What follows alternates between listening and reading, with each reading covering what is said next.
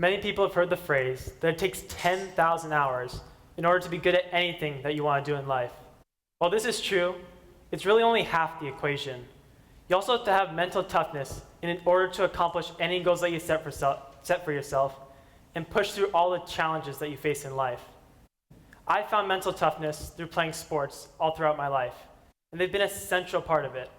Let me paint the picture for you. My dad, he'd always pack so much camera equipment to go to my sports games that it would need its own dedicated backpack. My mom, she would cheer for me all the time before, during, and after the game, reminding me just how proud she was of me every second she got. And don't even get me started on the family dog, who, when taken off his leash, ran wild all across the field. Combine that with the SUV packed with Gatorade, sports equipment, food, chairs, and that was my life for most of my weekends in my childhood. Sports, as you can tell, were a central part of my life, and they brought their fair share of both ups and downs. When I was faced with challenges, I had to learn how to callous my mind in order to overcome those challenges and keep pushing through. But what exactly is a callus?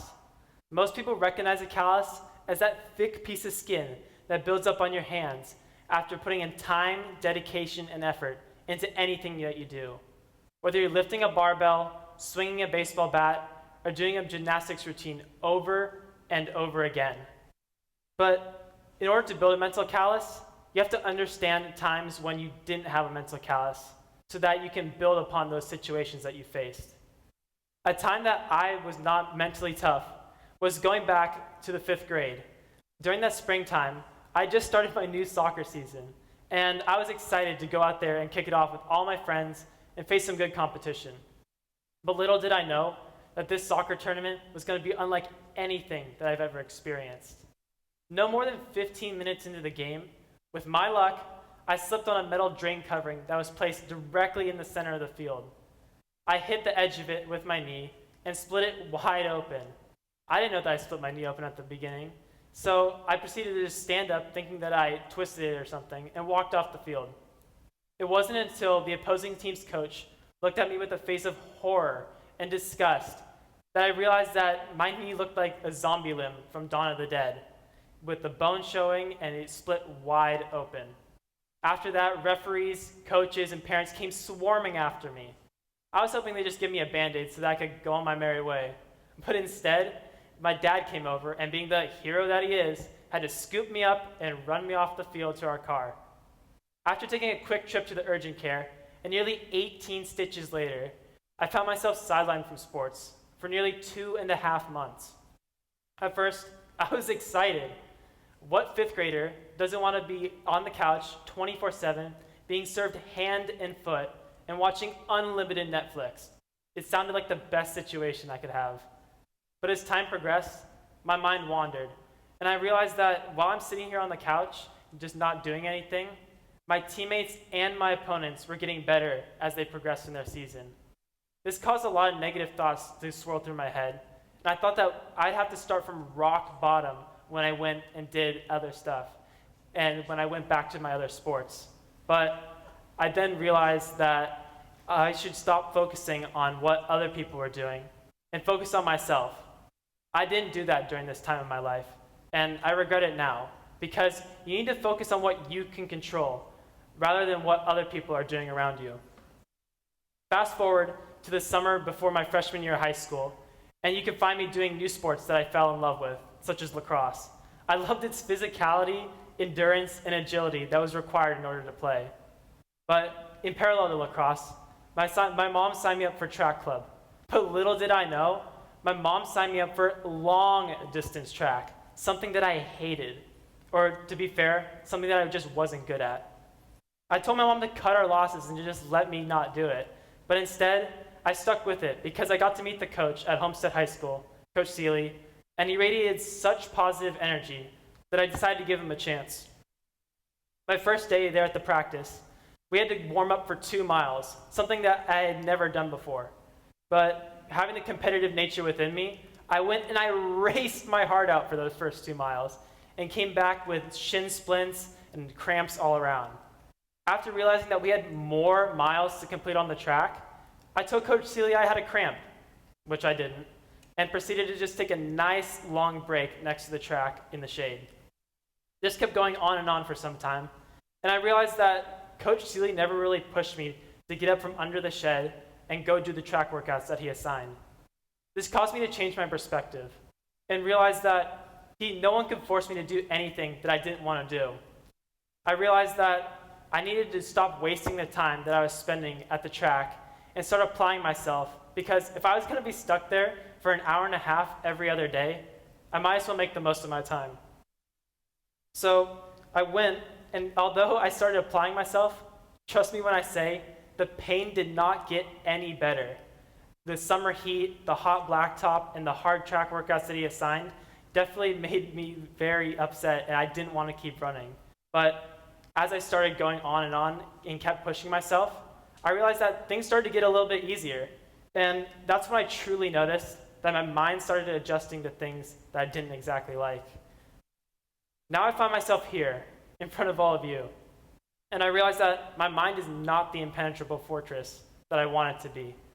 Instead, I'm constantly callousing my mind in order to combat situations that I face in the future.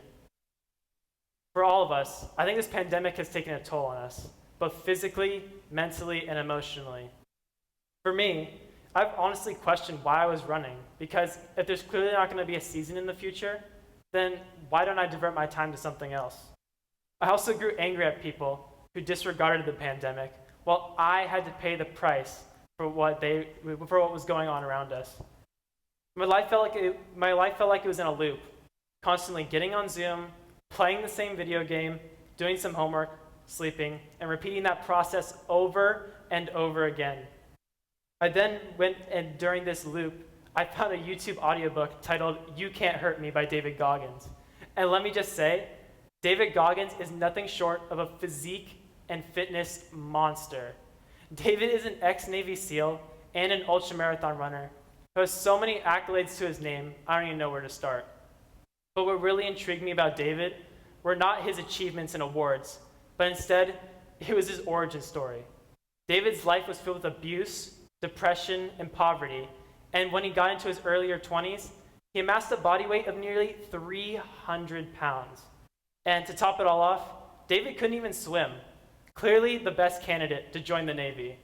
But I realized that David defied the odds and was able to overcome so many challenges in his life and get to where he is now. It caused me to look at my own life and self-examine. And I realized that I didn't have as many disadvantages as David had in his life. I began to search for all the positives that were going on around me, such as I had the opportunity to play multiple sports throughout my life. I have such an amazing support system of family and friends, and I have a roof over my head.